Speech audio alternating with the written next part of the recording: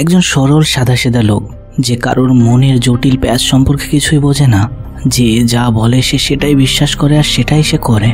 লোকটি হলো Forrest Gump.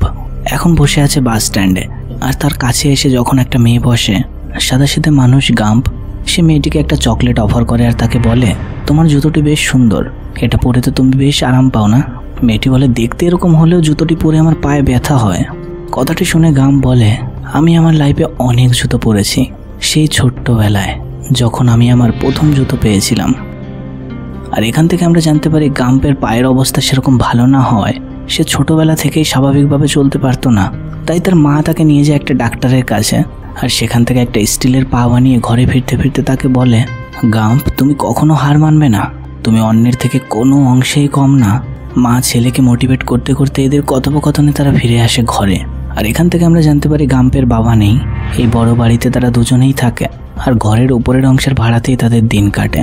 একবার তাদের ঘরের ভাড়াটে হিসাবে একজন সিঙ্গার আসে, আর যে গান করার সময় গাম্প বেশ এনজয় করতে থাকে আর আজবভাবে এক ধরনের ডান্স করতে থাকে।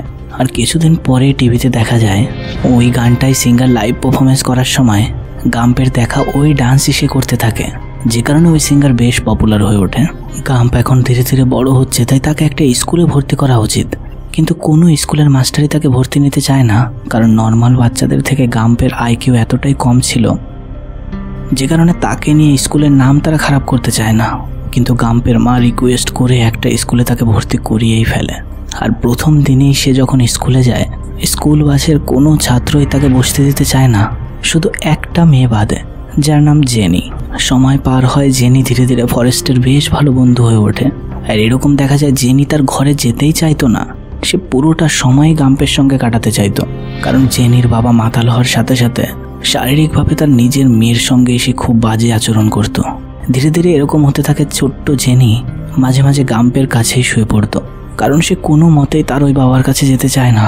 একদিন গাম্প আর জেনি যখন রাস্তা দিয়ে যায়, তারই ক্লাসের কিছু ছাত্ররা তার থেকে ইট পাথর মারতে থাকে, কারণ গাম্প অন্য বাচ্চাদের থেকে অনেক সাদাসিধা আর বোকা হওয়ার কারণে তাকে কেউই সেরকমভাবে পছন্দ করতো না। তাদের কাছ থেকে বাঁচানোর জন্য জেনি গাম্পকে বলে, তুমি দৌড়াও, পালাও এখান থেকে। ছোট্ট গাম্প তার ওই পায়ের সঙ্গে ধীরে ধীরে ছোটার চেষ্টা করে, আর ছুটতে ছুটতে এমন দেখা যায় তার ওই পায়ের স্টিলের সাপোর্ট ধীরে ধীরে ভেঙে যায়। গাম্প তাদের কাছ থেকে পালাতে পালাতে তার দৌড়ানো এতটা এনজয় করতে থাকে যে পেছনে থাকা ওই বাচ্চাদের সাইকেলও তাকে আর ধরতে পারে না।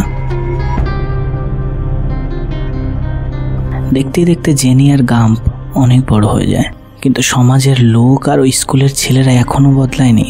এরকম একদিন রাস্তায় চলার সময় ঠিক সেই ছোট্টবেলার জিনিসগুলোই রিপিট হয়। যখন গাম্পকে তারা পরিশান করতে থাকে, জেনি আরও একবার তাকে পালাতে বলে, আর যেহেতু গাম্প জেনির কোনো কথাই ফেলতো না, সে ছুটতে থাকে তাদের কাছ থেকে। কিন্তু এদের কাছে এখন সাইকেল না, জিপ ছিল। তারা ধীরে ধীরে গাম্পকে ধরে ফেলতে থাকে, কিন্তু আরও একটা ম্যাজিক্যাল জিনিস হয়, গাম্প ছুটতে ছুটতে গাড়িরও অনেক আগে চলে যায়। আর ওই দিন সে দৌড়াতে দৌড়াতে রাগবি বলের একটা টুর্নামেন্টের মধ্যেই সে ঢুকে যায়। সে আশেপাশে পেছনে কি আছে কিছুই না দেখে সে শুধু ছুটতে থাকে। মাঠের আশেপাশে থাকা কিছু কোচ দেখতে পায় গাম্পের স্পিড এতটাই ছিল, ট্রেন করা রাগবি প্লেয়ারও তার অনেক পিছনে থেকে যায়। একটা কোচের তার উপর ইন্টারেস্ট জাগলেও কিছু লোক তাকে বলে, এ পাশেরই গ্রামের একটা বোকা ছেলে, এর থেকে বেশি কিছু না। কিন্তু ওই কোচ তা সত্ত্বেও গাম্পকে কলেজের একটা স্কলারশিপ দিয়ে তার টিমে তাকে ভর্তি করিয়ে নেয়। কিন্তু ফরেস্ট গাম্প ওই গেমের নিয়মের কিচ্ছু জানতো না, তাকে শুধু এটুকুই বলা হয়েছিল, বল পেলেই তুমি সামনের দিকে ছুটবে। আর গাম্প এতটাই সাদাসিধা ছিল যে যখনই বল পেত, সে গোল হওয়ার পরেও সে দৌড়াতে দৌড়াতে গোল পোস্ট পার করে সেই স্টেডিয়ামেরই বাইরে চলে যেত, যে কারণে তাকে দাঁড় করানোর জন্য তো ব্যানার লাগাতে হতো, স্টপ ফরেস্ট স্টপ। টিমের সবাই তাকে বোকা মনে করত, কিন্তু তার এই স্পিডের জন্য সে আমেরিকান ন্যাশনাল টিমে চান্স পেয়ে যায়। আর সেখান থেকেও তার এই দৌড়ানোর ট্যালেন্ট ব্যবহার করে সে এত নাম কামায় যে একটা ভিআইপি পার্টিতে তার ইনভাইট হয়, যেখানে সেখানকার প্রেসিডেন্ট পর্যন্ত ছিল। 5 বছর এভাবে চলতে থাকে। আর আমেরিকার হয়ে সে খেলে আমেরিকার নাম রাগবি বলে পুরো টপ স্থানে সে নিয়ে আসে। গাম্প এতই পপুলার হয়ে গেছিল যে কলেজ লাইফ শেষ হওয়ার সাথে সাথে একজন আর্মি অফিসার এসে তাকে বলে, তুমি যদি ইচ্ছুক হও তোমার লাইফের পরের জার্নি তুমি আমাদের সঙ্গে করতে পারো। ফরেস্ট গাম্প আর্মি জয়েন করে নেয়। আর ওদিকে জেনি অন্য একটা কলেজে পড়াশোনা করছিল। আর সেখানে তার সঙ্গে দেখা করার জন্য যখন একদিন গাম্প পৌঁছায়, সে জানতে পারে জেনির একজন বয়ফ্রেন্ড আছে এখন। শুধু এটুকু জানলেও হতো, সে বাইরে বসে থাকে আর দূর থেকে দেখতে থাকে গাড়ির ভেতরে জেনি আর তার বয়ফ্রেন্ড কিছু করছে। গাম্প এতটাই সাদাসিধা ছিল যে জেরির আর্তনাদ শুনে তার বয়ফ্রেন্ড তাকে মারছে ভেবে গাম্প ছেলেটিকে খুব মারে।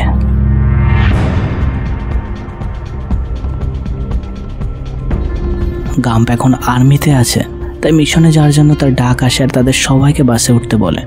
আর সেই স্কুল লাইফের ইনসিডেন্ট আরও একবার রিপিট হয়। বাসে কেউই তাকে বসতে দেয় না, শুধু একটা ছেলে বাদে, যার নাম বোবা। দুজনের ভালোই বন্ধুত্ব হয়, যেখানে গাম্প শুধু বোবার কথা শুনতো আর বোবা সব সময় তাকে তার ফ্যামিলিতে চলা চিংড়ি মাছের ব্যবসার কথা বলতো। আর তারও ইচ্ছা সে একদিন এই আর্মির কাজ শেষ করে বড় করে চিংড়ি মাছের ব্যবসা শুরু করবে আর তার পার্টনার হিসাবে রাখবে ফরেস্ট গাম্পকে। গাম্প কাজ এখানে করলেও তার মন থাকতো সবসময় জেনি আর তার মায়ের কাছে। তাই সময়ের মাঝে সে যখন একদিন জেনির কাছে আসে, জেনি তার পড়াশোনা ছেড়ে একটা বারে অ্যাজ এ সিঙ্গার কাজ করে, যেখানে সে মন হয়ে শুধু জেনির গানের কথাই শুনছিল। কিন্তু সেখানে থাকা বারের সমস্ত লোকের নজর ছিল জেনির শরীরের দিকে। আর যখন গাম্প দেখতে পায় জেনিকে কয়েকটা ছেলে তার শরীরের কাছে গিয়ে উল্টোপাল্টা কিছু করার চেষ্টা করছে, গাম্প সেখানেই সবার সঙ্গে লড়াই করে আর সবাইকে মারতে থাকে, যে কারণে জেনির সেখান থেকে জব চলে যায়। ওই রাতে এভাবে তাদের কথোপকথনের মধ্যে গাম্প তাকে বলে, জেনি আমি তোমাকে ভালোবাসি। কিন্তু জেনির লাইফ খুব একটা ভালো চলছে না, তাই গাম্পকে সে না বলে দেয় আর সেখান থেকে সে চলে যায়।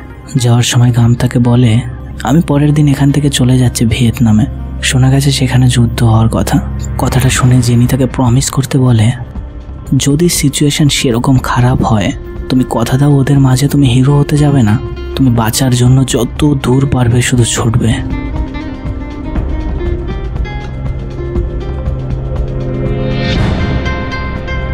পরের দিন আমরা দেখতে পাই গাম্প আর বোবা আর তাদের আর্মি অফিসারের পুরো দল ভিয়েতনামের সেই জায়গায় পৌঁছায় যেখানে তাদের বস ড্যান। আর ড্যানের একটা অন্যরকম ইচ্ছা, তার বাবা নানা এদের সবার মতো সেও একজন সাহসী যোদ্ধা হয়ে যুদ্ধক্ষেত্রেই মরতে চায়। সময় পার হয় 1 মাস 2 মাস, একটু সুযোগ পেলেই গাম্প জেনির কাছে চিঠি লিখত। আর এভাবেই দেখতে দেখতে একটা দিন এমন আসে সেখানে সত্যি যুদ্ধ চালু হয়ে যায়। আর এদের আর্মি অফিসার অনেকে আহত হয়ে যাওয়ার কারণে সবাই পেছন দিকে ছুটতে শুরু করে। আর এদের ছুটতে দেখে গাম্পের মনে পড়ে জেনির কথা, তাই সে এবার কোনো দিক না তাকিয়ে সেও ছুটতে থাকে তাদের সঙ্গে। গাম্প তার তেজ রাফতারের সঙ্গে অনেক দূর এগিয়ে যায়, কিন্তু হঠাৎ তার মনে পড়ে পাশে তার বন্ধু বোবা নেই।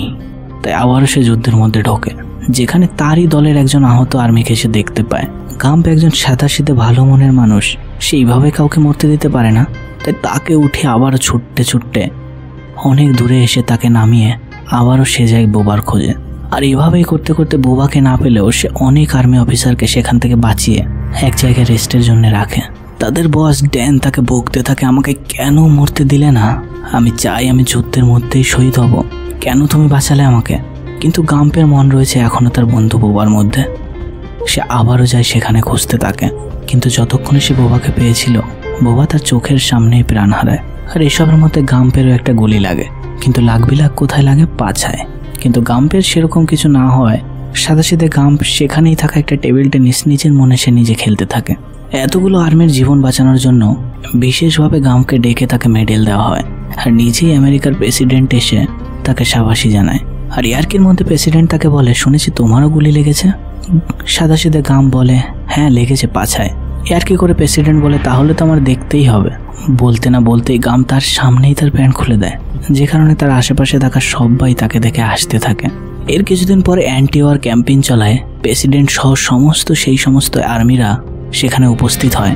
এসবের মধ্যে গাম্প সেখানে দেখতে পায় দূর থেকে জেনি তার দিকে ছুটে আসছে। গাম্প কোন পজিশনে আছে, কি করছে, এত কিছু না ভেবে সবার মধ্যে থেকে সে মাইক ছেড়ে সেই জলের মধ্যেই দৌড়ে যায় জেনির কাছে। কিন্তু এর কিছুক্ষণ পরেই একটা ছেলে জেনিকে পাশে ডেকে খুববার মারতে থাকে। অ্যাকচুয়ালি ওটা জেনির বয়ফ্রেন্ড ছিল, আর তার সঙ্গে গাম্পের এরকম জড়াজড়ি তার পছন্দ না। আর এটা দেখে ফরেস্ট গাম্প এত পরিমাণে রেগে যায় যে সেখানেই তাকে খুব মারে। এই সব কিছুর পর সেদিন যখন জেরি আর ফরেস্ট গাম্প একসঙ্গে রাস্তায় হাঁটাচলা করে, গাম্প আরও একবার তাকে বলে, আমি বোকা হতে পারি কিন্তু আমি ভালোবাসতে জানি জেনি। জেনি তাকে না বলে তাকে বলে, আমি অনেক বাজে কাজ করেছি গাম্প, আমি তোমার যোগ্যই না। গাম্প নিজের গলা থেকে প্রেসিডেন্টের দেওয়া মেডেল জেনিকে দিয়ে দেয়। জেনি গাম্পকে বলে, তুমি এত ভালো কেন গাম্প? এসব বলে দুজন আবারও দুজনের রাস্তায় চলে যায়। এরপর আমরা দেখতে পাই হসপিটালে খেলা ওই টেবিল টেনিস গাম্প এতটাই আয়ত্ত করে নিয়েছিল যে কারণে আর্মির তরফ থেকে ইন্টারন্যাশনাল লেভেলে তাকে চায়নায় খেলার জন্য পাঠায়। সে এক হাত দিয়ে না 2 হাত দিয়ে এটা খেলতে পারত, আর খুব তাড়াতাড়ি সে একজন বড় স্পোর্টস সেলিব্রিটি হয়ে যায়। এভাবে বেশ কিছুদিন সময় কাটার পর একদিন রাস্তায় গাম্পের সঙ্গে দেখা হয় তাদেরই সে আর্মি বস ড্যানের সঙ্গে। সে গাম্পের উপর খুব রাগ করতে থাকে, কারণ সেই দিন যদি তাকে মরতে দিত, এখন তার পা না থাকার কারণে সে রাস্তায় রাস্তায় তাকে এভাবে ঘুরতে হতো না। এসব নিয়ে গাম্পের সঙ্গে রাগারাগি করতে করতে সে রাগে হুইল চেয়ার থেকে পড়ে যায়। কিন্তু সরল সাদাসিধা গাম্প তার উপর একটুও রাগ না করে তাকে আবারও হুইল চেয়ারে উঠিয়ে তার ঘরে নিয়ে আসে। ওই সময়ের পর থেকে গাম্প আর ড্যান বেশ ভালো বন্ধু হয়ে ওঠে। এমনকি ওই বছরের নিউ ইয়ার সেলিব্রেশনও সে তার সঙ্গে পালন করে। আর এভাবেই দেখতে দেখতে বেশ কিছুদিন চলে। আর একটা সময় আসে যখন তার আর্মিতেও দিন শেষ হয়। সেখান থেকে রিজাইন নিয়ে গাম্প যখন ঘরে ফেরে, গাম্প এখন সেলিব্রিটি হয়ে যাওয়ার কারণে অনেক কোম্পানি তাকে দিয়ে অ্যাডভার্টাইজমেন্ট করতে চায়, কিন্তু সে রাজি না হলেও তার মা তাকে রাজি করায়। সে একটা অ্যাডভার্টাইজমেন্ট করাতেই $25,000 পায়। আর এই টাকা দিয়ে গাম্প তার আর্মি ফ্রেন্ড বুবার কথা রাখার জন্য একটা বোট কেনে, কারণ সে তাকে কথা দিয়েছিল দুজনে একদিন চিংড়ি ধরার ব্যবসা করবে। বোট কেনার পরেও কিছু টাকা বেঁচে যায়, যেটা সে বুবার ফ্যামিলির কাছে গিয়ে দিয়ে আসে। অন্যদিকে জেনি ডিপ্রেশনের নেশা এসে তার অবস্থা এতটাই খারাপ হয়েছে যে কারণে সে নিজেই মাঝে মাঝে নিজের প্রাণ নেওয়ার চেষ্টা করে। এদিকে তার নতুন কেনা বোটে তার পার্টনার বানায় তার আর্মি বস ড্যানকে, আর দুজন মিলেই সেই কাজ শুরু করে সমুদ্রের মধ্য থেকে চিংড়ি ধরা। কিন্তু একটা দিন এমন আসে সমুদ্রের মাঝে এত ঝড় হয় যে কারণে চিংড়ি ধরার সমস্ত ব্যবসায়ীদের বোট ডুবে যায়, শুধু বেঁচে যায় গাম্পের বোট। আর এরপর থেকে ফরেস্ট গাম্প যখনই সমুদ্রে যেত, সমুদ্রে আর কোনো বোট না হওয়ার কারণে তারা এত পরিমাণে চিংড়ি মাছ পেতে থাকে যে সেই ব্যবসা বেশ ফুলে ফেঁপে ওঠে। তারা একটা কোম্পানি খুলে নেয়, যে কোম্পানির নাম বোবা গাম্প। এভাবেই বেশ কিছুদিন চলতে চলতে গাম্পের কাছে চিঠি আসে তার মা খুব অসুস্থ, কারণ তার ক্যান্সার ধরা পড়েছে। সময় নষ্ট না করে গাম্প তার মার কাছে ফিরে আসে, কিন্তু কিছুদিনের মধ্যেই চোখের সামনেই সে তার মাকেও হারায়। বেশ কিছুদিন হয়ে যায় ফরেস্ট গাম্প আর তার কোম্পানিতে ফিরে যায় না, কারণ তার কাজে কিছুতেই মন বসে না এখন। তাই তার পার্টনার ড্যানও একা কোম্পানি চালাতে না পারায় সমস্ত টাকা একটা কোম্পানিতে ইনভেস্ট করে দেয়। কোম্পানিটি হলো অ্যাপেল। আর কিছুদিন যেতে না যেতে অ্যাপেল কোম্পানি এত বড় হয়ে ওঠে যে তাদের ইনভেস্টেড টাকাও তাদের মিলিনিয়ার করে তোলে।